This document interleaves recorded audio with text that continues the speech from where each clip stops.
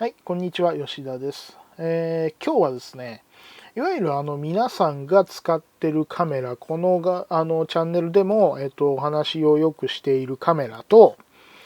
スマートフォン、携帯電話に搭載されているような、カメラっていうのは実は進化の方向性が違うんじゃないかっていうようなお話をちょっとしたいと思います。カメラって何かって言ったら、画像をキャプチャーするための3D をある意味 2D に置き換えるための機械っていう風な言い方もできるんじゃないかなと思いますけど、そこがですね、結構実は今皆さんがカメラとしてカメラ好きなんだとか写真撮りたいんだと思って見てるカメラっていうのは、そういう機能に実は乏しいんじゃないかっていう話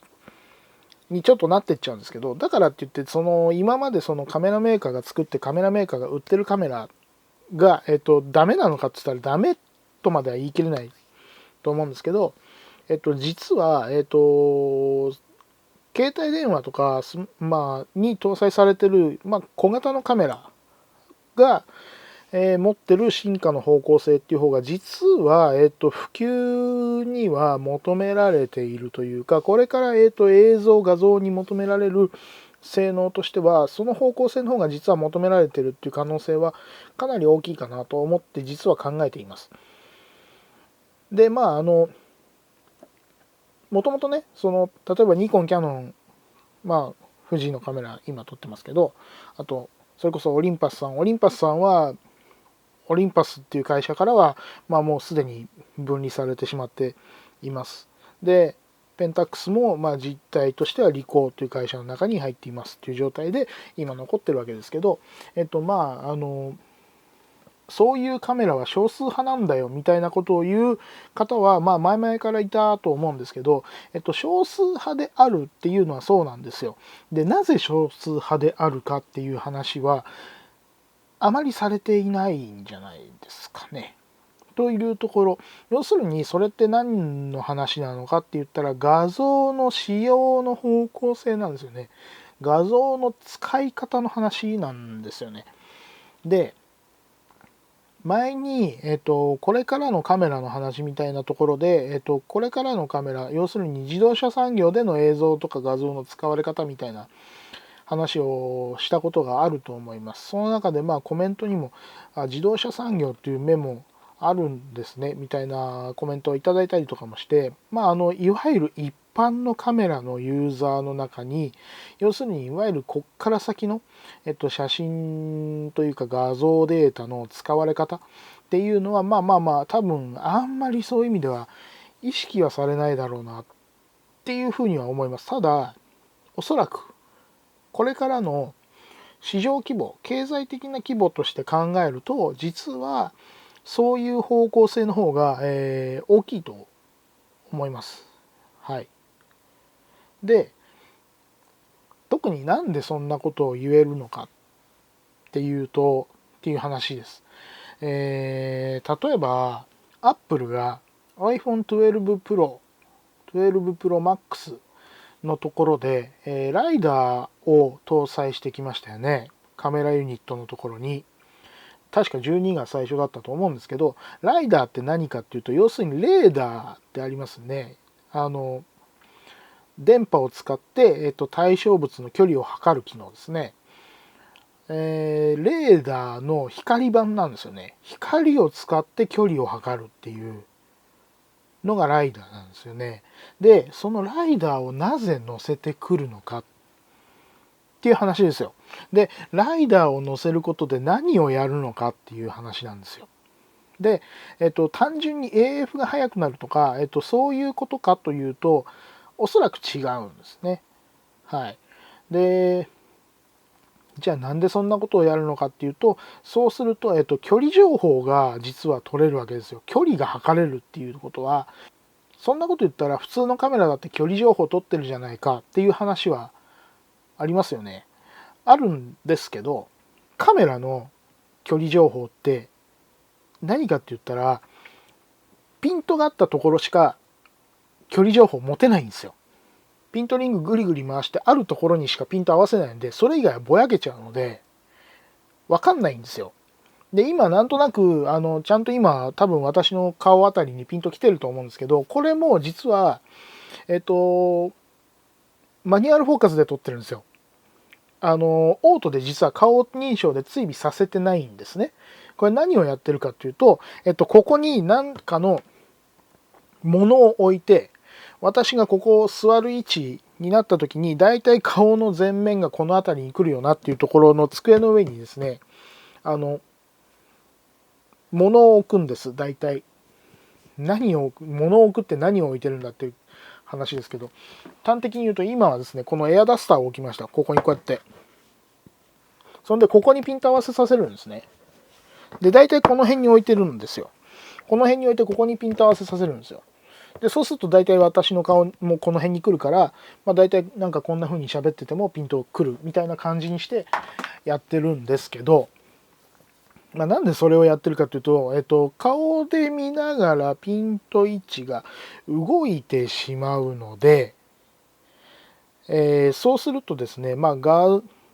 要するにレンズの周差が、もろに動画内に出てきてしまうので、それが嫌なんですね。増面湾曲とか Y 極周差っていう部分が、やっぱり見えやすくなっちゃうので、そう実はね、あれなんですよね。富士のレンズ、このレンズがなのかな、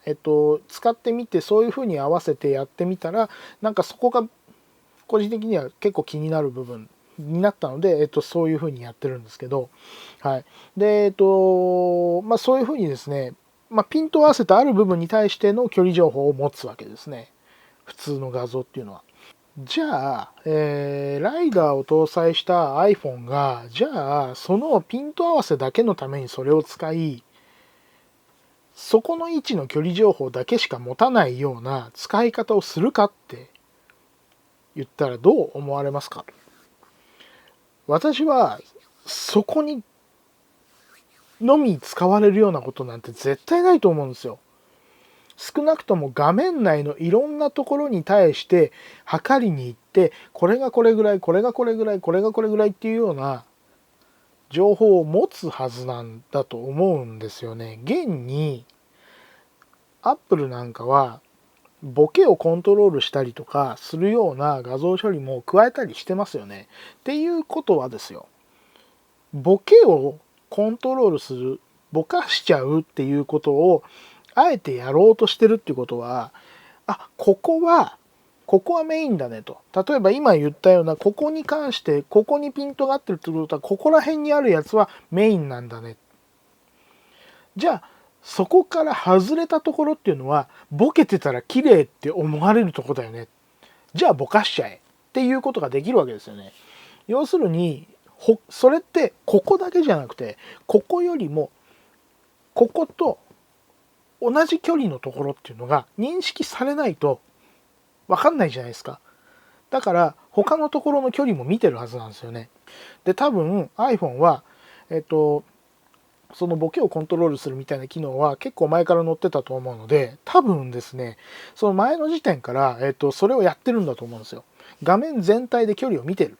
で、ライダーを乗せてきたことで、多分それの精度を上げに来てると。要するに、もう画面全体の、要するに深度情報を持ってるはずなんですよね。それって何ですかって言ったら、それを極端なことを言うと2つ合わせると、立体が見えるじゃないですか。いや立体が見える、それステレオ写真だよねっていうかもしれないですけど、そういうことではなくて、要するに、ここの位置がここ、ここの位置がここっていう風に 3D マッピングができるはずなんですよ。っていうようなことを実はもうスマートフォンのカメラは情報処理の中でできるようになってるんじゃないかなと。はい。というふうに考えると、実は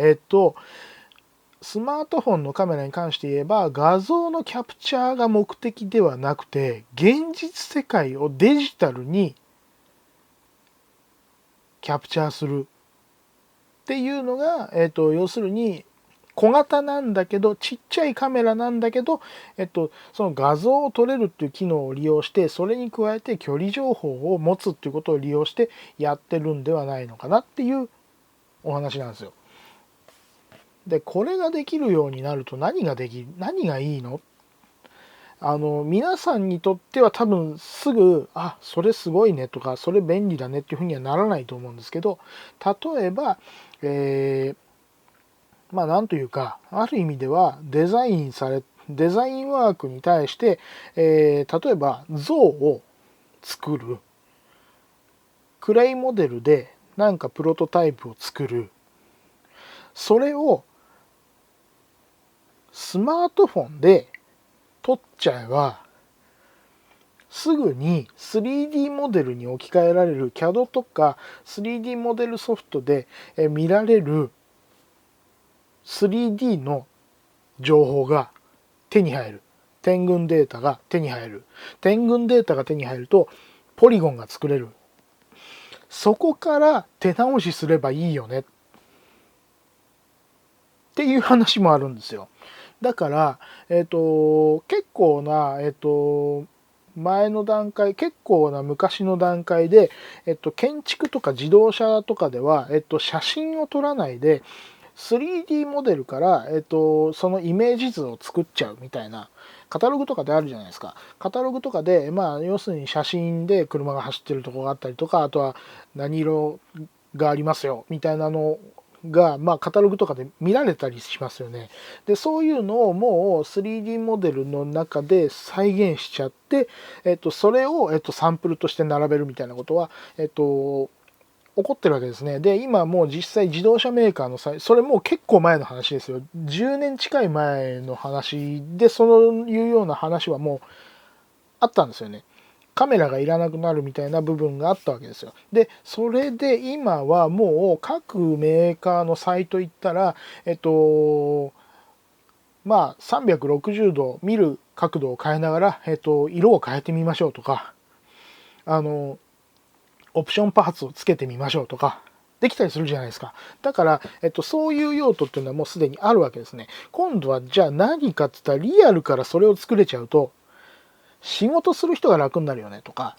そういう話になってくるわけですよ。で、そういうのが実は携帯電話にもう乗るんじゃないかなと。そういうですね、3D モデルから、3D モデルを現実から作るっていうようなアプローチをするための機材っていうのの価格破壊が、まあ実はそういうスマートフォンのカメラとかで実は今起こってるんじゃないのかなというふうに感じるんですよね。はい。で、あとはそれを使ってあと何をするかっていう話だと思います。この間発表されましたよね。iPhone 13、特に Pro、Pro Max、撮影機能とかそういうところに関しては、まあそっちに注目するわけですけど、なんでそんな話をいきなりしだすかっていうと、一つびっくりしたんですよね。皆さんちょっと前に、ライトロっていう深度方向を撮影後に調整できるカメラ、ピント合わせをピントの位置を撮影後に調整できるカメラっていうの出てたの覚えてますか？あれは要するにですね、深度情報を持ってるから、深度情報を何らかの形で持つことでできるんですよね。で、今回 iPhone 13 Pro、13 Pro に関して言えば、ミニとかにも載ってんのかな。まあ多分ね、ライダー必要なんだと思うんですよね。だから、ライダーミニの方に載ってないですよね。ごめんなさい。厳密にちょっとごめんなさい。調べきれてないんで、あれなんです。まだスペックほとんど見切れてないので、あれなんですけど、ちょっと見た時に気になったのは、映像で、ピント位置を調整できますっていう風にあったんですよね。それって深度情報を、距離情報を持ってるからできるんですよね。もうスマートフォンで撮ったこの時点で距離情報持ってるんですよ。で、それで調整できるんですよ。すごくないですか？いや、すごいことだと思います、正直言うと。で、それも映像でですよ。動画で撮って動画で後から震度情報を使える。要するに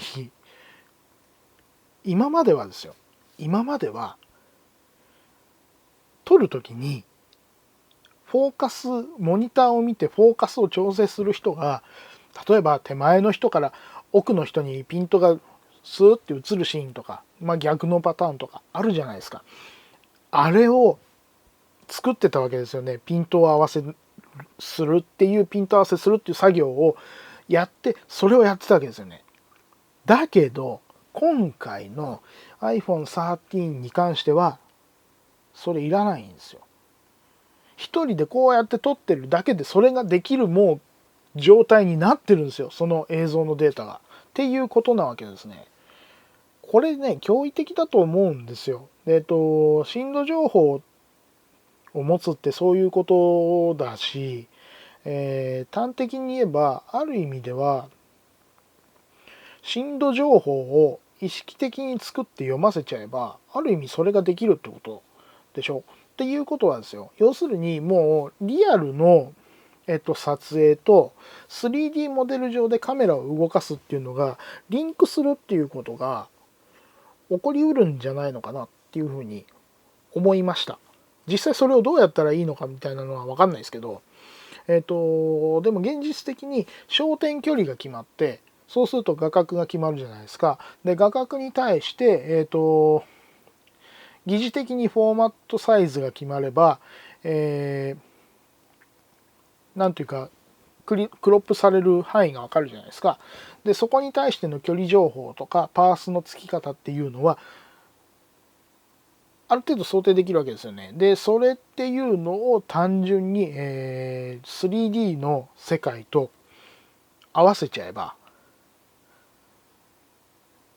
実際にリアルで撮った映像をシームレスに合成できるとか、そういうこともできちゃいますよね。映像表現の中ではですよ。映像表現の中ではできちゃう。そういうことも考えるっていうところがまだ、画像に距離情報が入ったことによる、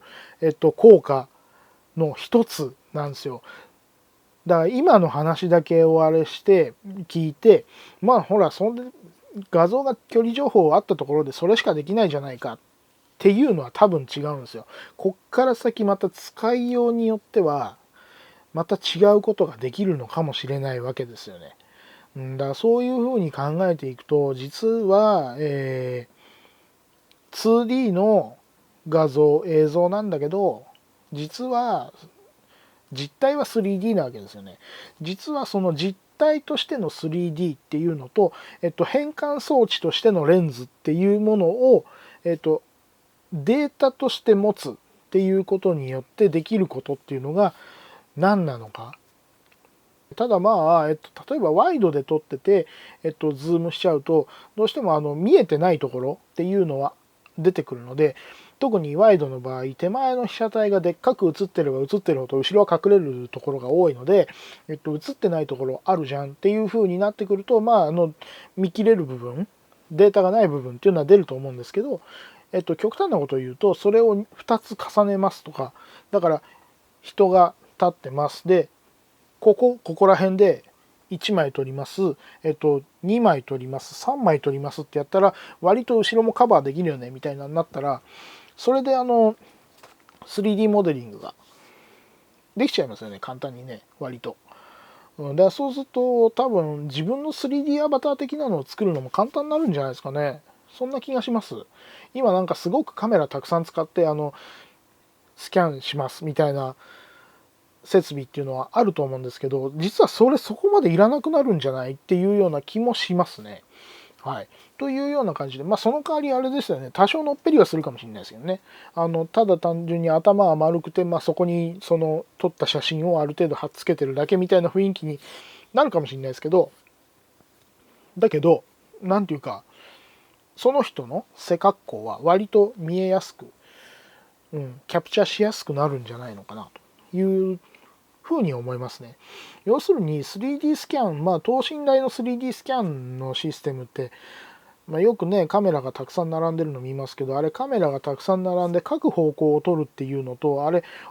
同じ週の中でかつポイントが決まってるっていうところがポイントだったりもするので、結局そこが揃わないと多分ね形が揃わないとかそういうことにはなると思うので、だからそういうのがですね割と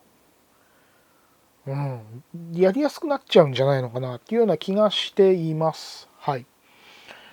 というような感じで、実際そのライダーのセンサーと、イメージセンサーとそのライダーでの組み合わせだけでどこまでできるのか、今のね、情報処理の段階でどこまでできるのかっていう話はあるのとは思います。で、これから先やっていく上でハードルが何かっていうのもあると思います。そこの厳密なところに関しては、今のところですね、私もよくは知らないんですけど、ちょっとこれから、実際製品にどういうふうに乗ってくるのかっていうのはちょっと気をつけて見ていたいなと思っています。はい。というわけで、なかなかの難しい部分ではあるんですけど、本当に今までの、カメラで撮るいい写真っていうようなものは本当の本当にすごくごくごく一部なんじゃないかな、っていう気がします。だからその普通に撮れた綺麗な写真が、どんな価値を持つのか、もしくは価値を持たないのかっていうようなところはなんか常に意識に置いておく必要はあるのかなと。果たして今自分が撮ったこの1枚は撮った価値、残す価値がある1枚なんだろうかっていう問いが常について回るという、撮ってる側としたら辛いですけどね。はい。というようなことになってくるんじゃないのかな。逆に言えばエモーショナルな部分っていうのは、今までのカメラと写真っていうところは一部残るとは思うんですけど、はい、そうやってそういうことができるようになってくると、単純にその深度のピント位置のコントロールだけでも、映像表現っていうふうに考えると、結構変わってしまうんじゃないのかな。そうやって考えると実は、いわゆるその普通のカメラの使い方としての、写真と映像っていうふうに考えても実は映像よりも写真の方がもしかしたらより個性が際立つ可能性もあるなとも思ってるんですよ。なんでかというとその一瞬しか撮れないじゃないですか。だから、そんな話はちょっとまた別にしたいかなと思います。長くなりそうなんで。はい。というわけで今日はこんなところで失礼したいと思います。どんな風にね画像データがこれから使えるかっていうのはちょっといろいろ考えていきたいところだなと、よりその光学機器光学デバイスを作ってるいろんな会社さん研究者さんの発想っていうのはちょっと見ていきたいかなと思います。はい。今日はこれぐらいのところで失礼します。はい。ありがとうございました。